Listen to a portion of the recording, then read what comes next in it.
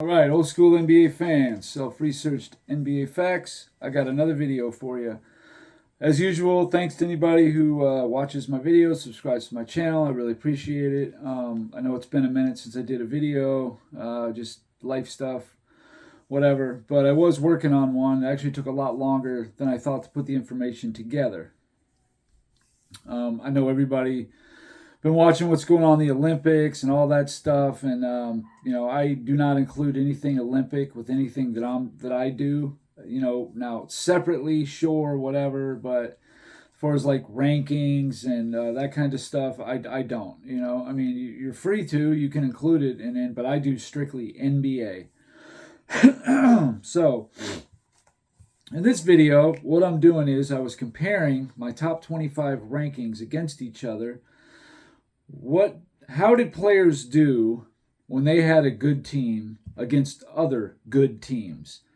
So what I did was I took my top 25 players, and every time they won 50 or more games against other teams that won 50 or more games. Now, sometimes obviously you're going to be the favorite. Sometimes you're going to be, the road team, whatever. But the way that I see it is that, if you're good enough to get 50 games, you have a shot. You're an all-time great. That's part of the reason why you are an all-time great.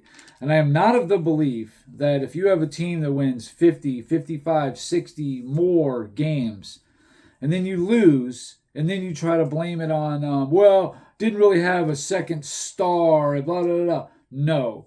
Your team was good enough to win 50, 60 or more games, whatever the case may be, then your team is good collectively. This isn't about one or two players, okay? And you being the all-time great, you are supposed to be the difference. You're supposed to be judged harshly when we're talking about all-time great players. So anyway, I'll just get right into it. Nikola Jokic is my number 25. Now, he missed the playoffs his first 3 seasons, and that has always been a black mark I'd held against him. Regardless of your teammates, you need to get your team in the playoffs. But anyway, 2019, Jokic beat San Antonio, okay, but lost to Portland. So he won one, lost one, because that year he won over 50 games. In 2020, the equivalent of 50 games, his team was 46-27. They beat Utah, who was 44-28. They beat the Clippers. I think that was a 3-1 comeback. And then they lost to the Lakers. So he won 2 out of 3 in 2020. In 2021, his team was 47-25, lost to Phoenix, who, that was the only one he played there. And then in 2024, this last season, the only 50-win team that he played, first round was like Phoenix, whatever. I think they won like 48 games, whatever. But Minnesota, they lost. So the 7 times that Nikola Jokic had a 50-win team and went against a 50-win team, he won 3 out of 7 of those series, 42.8%. Now, he did not lose to a team under 50 wins, so that's good. That is something I factor in, and I'll get to that in a minute. But he's got a percentage of 42.8, which really isn't that great. Now, again, I hear people will talk about like, Jamal Murray shot bad or this happened or that happened. No. You're a team that got home court advantage in the second round last year, for example, and you lost. No excuses, no blaming it on this guy. You could do that all day with every player.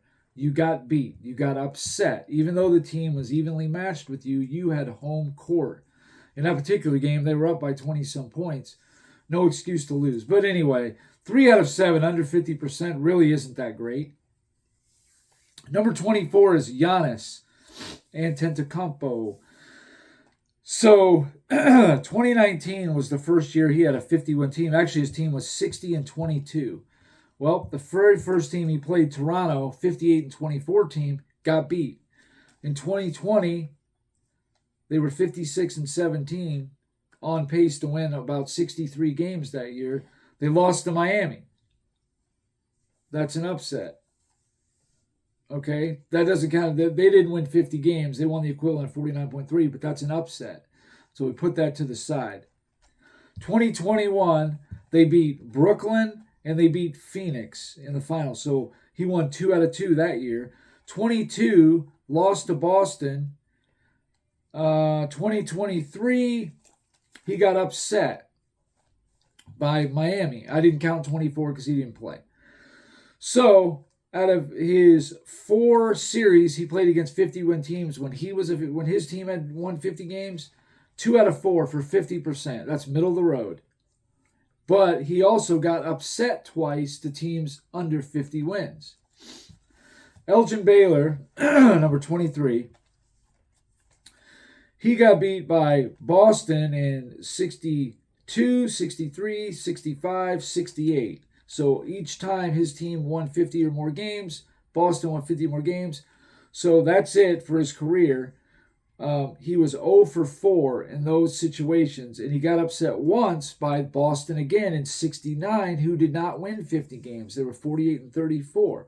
So he's got a 0% with one upset of a team under 50 wins. So that's really not great. Part of the reason why Elgin Baylor is back end of the top 25, and he's not, like number 15 or something, which he easily could have been. One of the best scorers the NBA's ever seen. Number 22, David Robinson. David Robinson in 1990 lost to Portland, a better team. Okay. 91, they got upset by Golden State, and Golden State only won 44 games. Not good. In 94, his team, David Robinson's team, was 55 and 27. Lost to Utah, was 53 and 29. In 95, got upset by Houston, who was 47 and 35. In 96, his team was 59 and 23. Lost to Utah again, and they were 55 and 27. So before Duncan came along, he lost all 3 series that he played against 50-win teams. And he got upset twice by Golden State in 91 and in Houston in 95. Now, I know context could be added to a lot of this stuff. I totally agree. Like Houston in 95 was much better than their 47-win record, no doubt about it, because they added Drexler later in the year. They definitely would have been, if he had been there all year, in the 50s for sure. Now, 98, Tim Duncan comes. They lose to Utah, even with Duncan. In 99, they win the championship that year. They beat the Lakers, and they beat Portland en route to the championship. Okay? Then in 2000, lost to Phoenix. I believe Duncan was hurt, but again, whatever. 2001, the year they won the championship, they didn't win the championship. I'm sorry. They beat Dallas. It's the year the Lakers won it. They beat Dallas, who was 53 and 29. They lost to the Lakers, so we split. In 2002, they got beat by the Lakers again. They both had 58 and 24 records. And then in 2003, that's the year they won the championship. They beat the Lakers, and then they beat Dallas en route to the championship. So all told, David Robinson won 5 out of 12 series in which his team won 50 games versus his opponent that won 50 games. But he was upset twice when he won 50 and his opponent won less than 50. So his percentage is 41.6, which is a little low. And a reason why I have him in number 22. That's why. The team's success wasn't great. Now people point out, like, well, his best players were like Sean Elliott and Avery Johnson.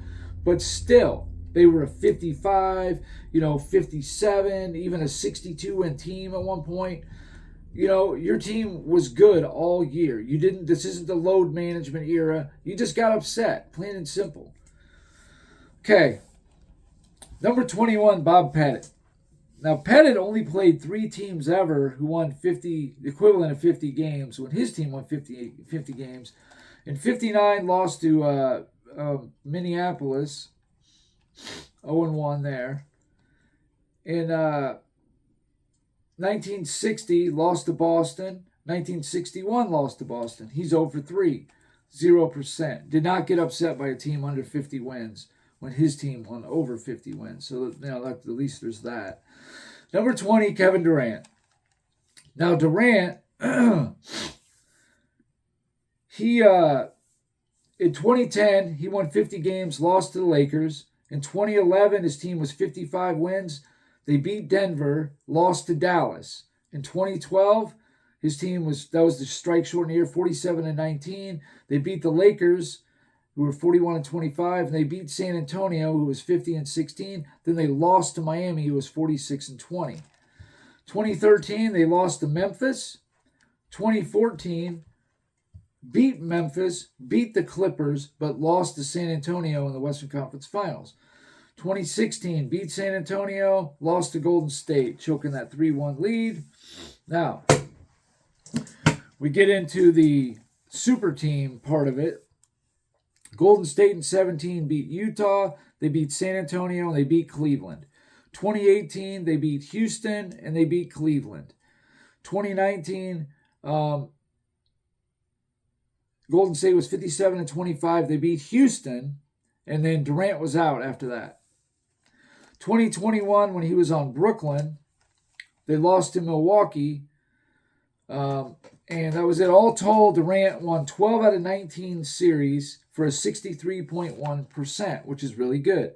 Now, if you take away the super team part of it, like I said, some of this stuff does probably need some context. He's 6 of 13, which would be under 50%, which again is not that great for a superstar getting beat more than he's beating the other teams. Number 19, Kevin Garnett. Never had great teams, but, pretty good teams, but they got beat a lot. Like in 2000, they lost to Portland. In 2002, lost to Dallas.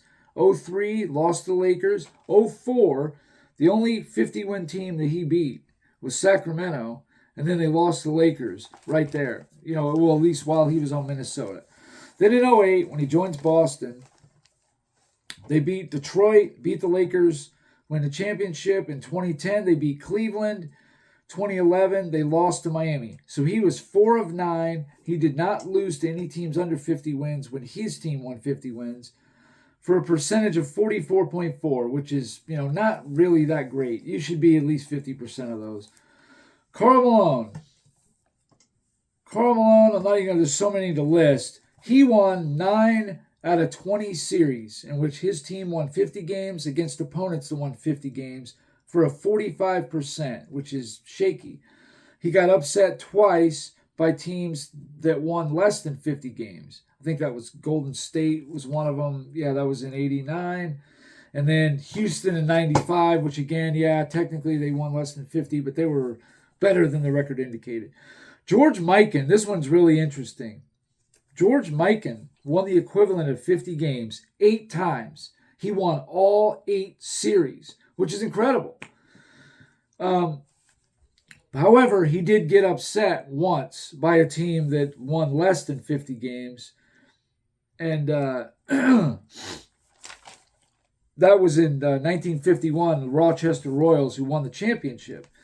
Now, what's interesting is, I don't know if people knew this. I just found this out, again, doing this research. George Mikan, in his first championship in 1949, beat Red Auerbach, who was coaching Washington at the time, en route to the championship in 1949. I just found that interesting. Like, George Mikan beat Auerbach. Not many other people did.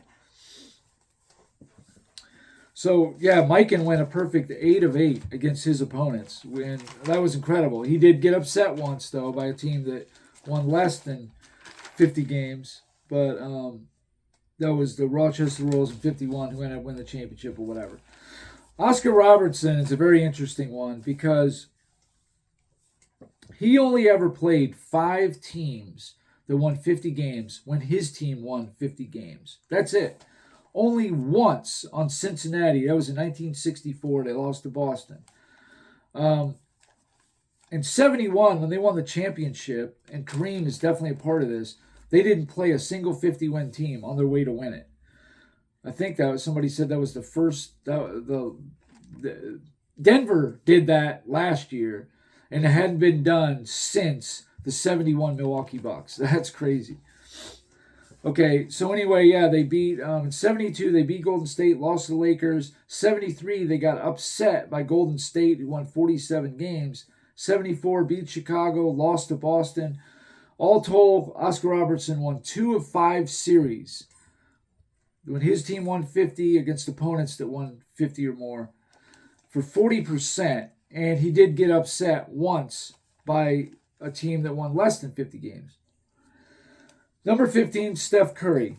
Now, Steph Curry, we all know pretty much what happened, blah, blah, blah. But he won 14 out of 17 series when his team won 50 against opponents that won 50 for a percentage of 82.3. Really good.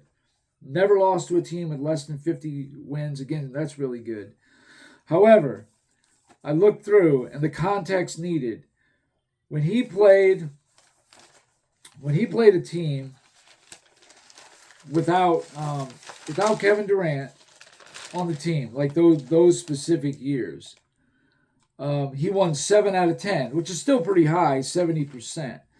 But when the teams were at full strength, he only played 6 50-win teams ever without Kevin Durant that were at full strength. And I think Boston in 22 is one of those teams, so on and so forth. But anyway, a lot of context could be used for Steph Curry. But either way, 14 out of 17 for 82.3%. That's the best on this list so far. It's a really high number. Well, no, Mikan is at 100%. Curry's at 14 of 17. Of course, he needed a lot of injuries and Kevin Durant to make that happen, but that's a discussion for another day. Number 14, Moses Malone. Now, Malone, in 83, beat Milwaukee and the Lakers. Got upset in 84 by the Nets, who only won 47 games.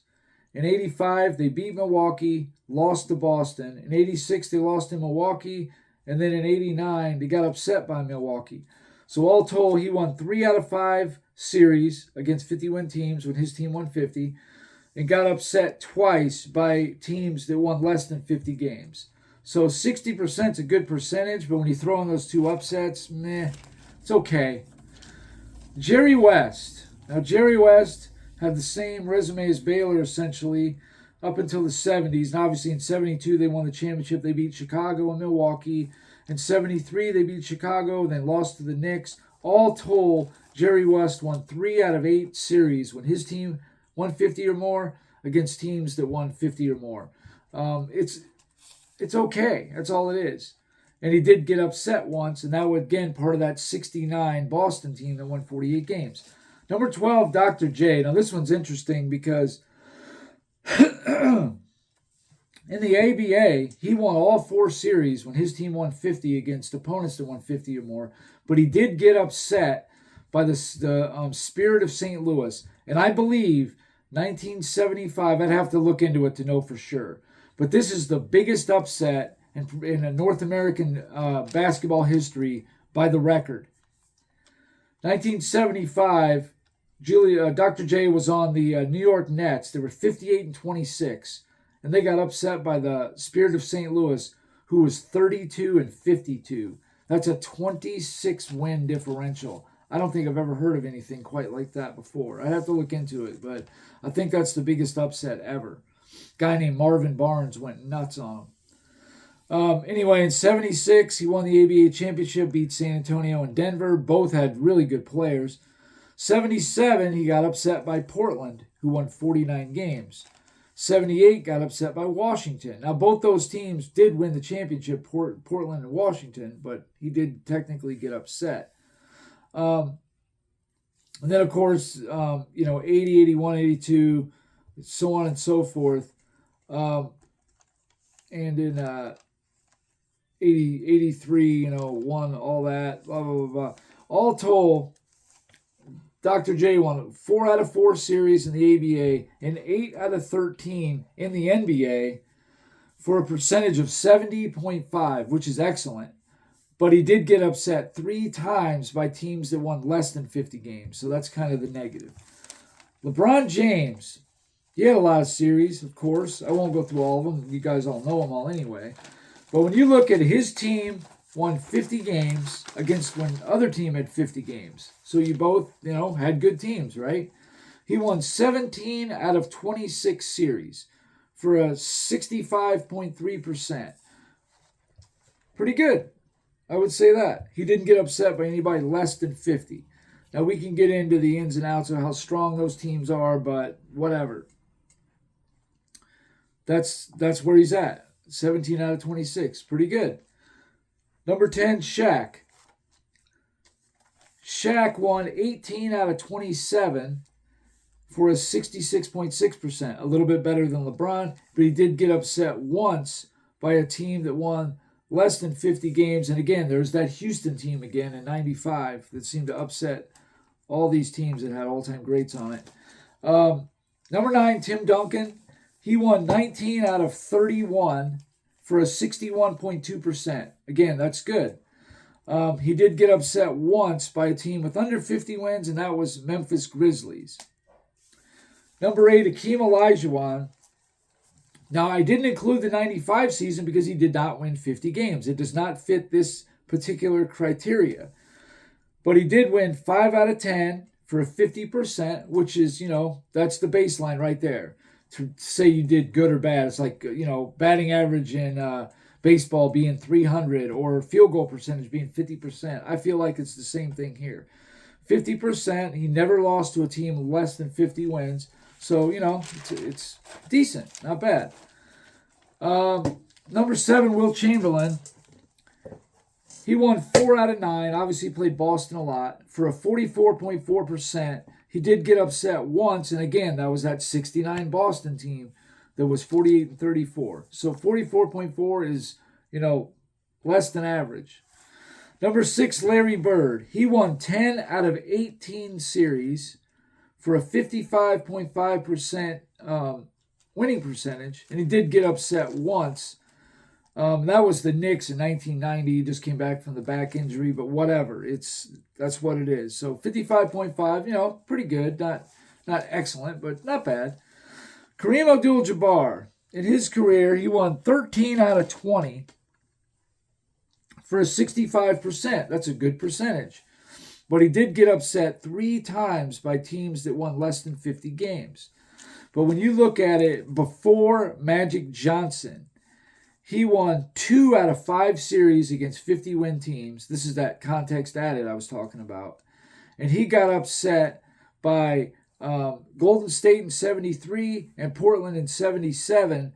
And the one championship he won before Magic in 71, they did not play a single team that won 50 games. I just always found that crazy. Number 4, Kobe Bryant. Part of the reason why he's number 4 is stuff like this. Kobe Bryant,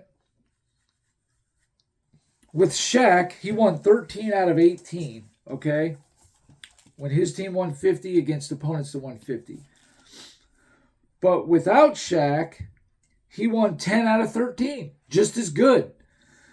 For a percentage of 74.1%, never lost to a team with less than 50 wins. So he did just as good in this criteria without Shaq as he did with Shaq. So to me, that's pretty telling. 10 out of 13 or 13 out of 18. Percentage-wise, I think the 10 out of 13 might even be better. Okay. Number 3 is Magic Johnson. Magic Johnson won 12 out of 18 series for 66.6%. He got upset 1 time by a team under 50 wins. That was the 81 Houston Rockets. Moses Malone, all that. He was banged up. He suffered an injury, missed a good portion of the season. He was hobbled, but still, it counts. 12 out of 18 for 66.6% is a good percentage. Number 2, Bill Russell. He won 11 out of 12 series when his team won 50 and the other team won 50 for a 91.6%. That's second best only to Mikan. And he never got upset to a team that won less than 50 games. Number 1, Michael Jordan. Michael Jordan played 19 series when his team won 50 or more games, and the team that his team was playing won 50 or more games. He won 17 of 19 for an 89.4%. And that's third only to Russell and Mikan. That's it. So, just to recap, I'll tell you what place they finished on this criteria right here. Number 25, Nikola Jokic. He was 3 of 7 for 42.8%. He was in 20th place. Or maybe I'll just do the place then. All right. Tied for 24th, which is last place, Elgin Baylor and Bob Pettit, because they didn't beat any 50-win teams. Now, Pettit did beat Boston, I guess, but his team didn't win the equivalent of 50 in 1958 to win that championship, but not when his team won 50. So that's why that doesn't count. But either way, Pettit and Baylor were in last place. Okay, number 23, Jerry West. He won 3 out of 8, 37.5%. Number 22 was Oscar Robertson. He won 2 out of 5, 40%. That's why I said that if you're under 50, you're towards the bottom. Number 21 is David Robinson. He won 5 out of 12, 41.6%. Plus he got upset twice. He's in 21st place. 20th place, Nikola Jokic. He won 3 out of 7, 42.8%, which again, it's not that great. I know everybody loves Jokic, and I do too. I admire him as a great player. But he has gotten beat and hasn't beat a ton of good teams. You know, like 23, they never played a 50-win team. And I'm not saying he won't or can't. He just hasn't, you know. So number 19, who's next on the list here? Hang on. All right, so yeah, anyway, a tie between Wilt Chamberlain, who was at 44.4%, Kevin Garnett. They both won 4 out of 9. Kevin Garnett never got upset. Wilt did. Tied for, or actually in 16th place is Karl Malone, 45%, won 9 out of 20. He got upset twice. Tied for 15th was Giannis and Hakeem Olajuwon at 50%. Giannis won 2 out of 4. Hakeem won 5 out of 10. Then that brings me to 13th place. Moses Malone won 3 out of 5, 60%. He got upset once. In 12th best was Tim Duncan, won 19 out of 31, 61.2%. He did get upset once. Number 11, Kevin Durant. He won 12 out of 19, 63.1%. Never got upset. Again, I know he's one of them guys that needs a lot of context, no doubt about it. Number 10 was Kareem at 65%, 13 of 20. He got upset 3 times by teams that won less than 50 games. Again, his career needs a lot of context, no doubt about it. You know, and I went over that in other videos and whatnot. Number 9 was LeBron James, who was 65.3%, 17 of 26. Did not lose to a team won less than 50, which is good. Then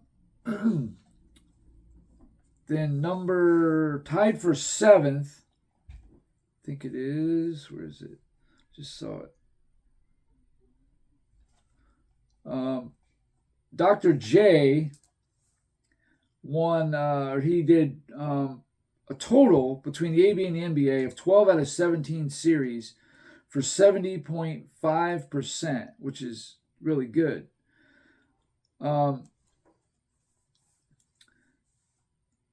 Okay, so then number 5.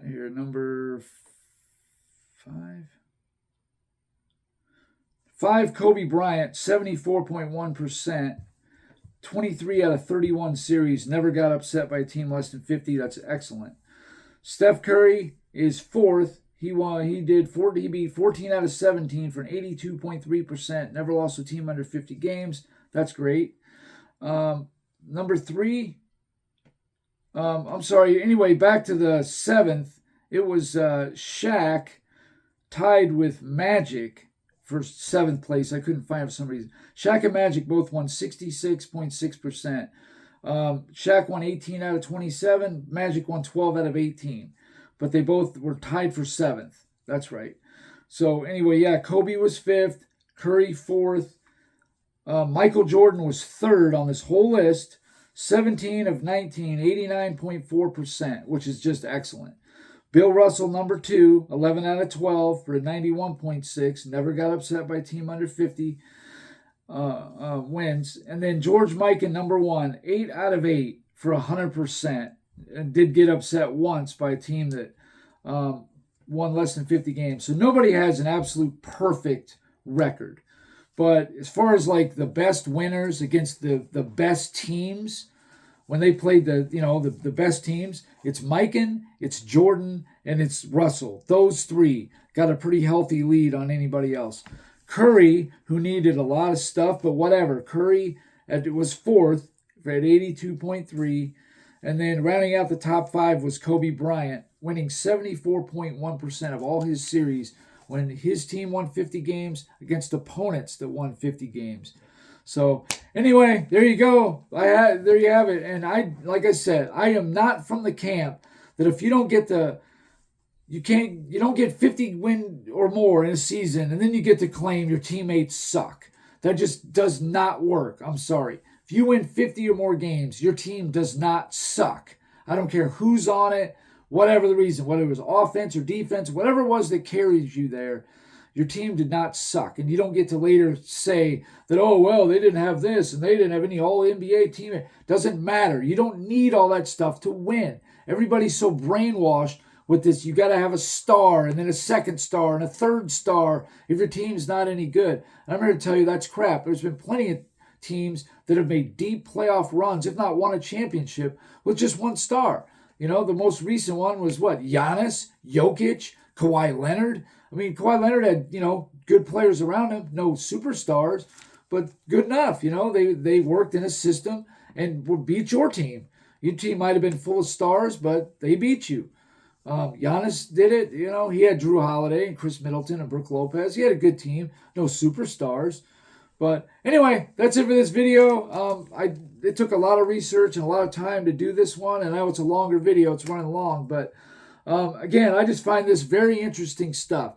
Your team won 50 or more games. You have a good team. How did you do against other teams at 50 or more? Well, I laid it all out for you. Some did great, some did okay, some not so good. It just all depended on, a lot of factors and everything. But per usual, I always find these same guys, Jordan, Russell, always right there, especially when it comes to team accomplishments and winning. Always those two. So anyway, that's it for this video. Thanks for watching.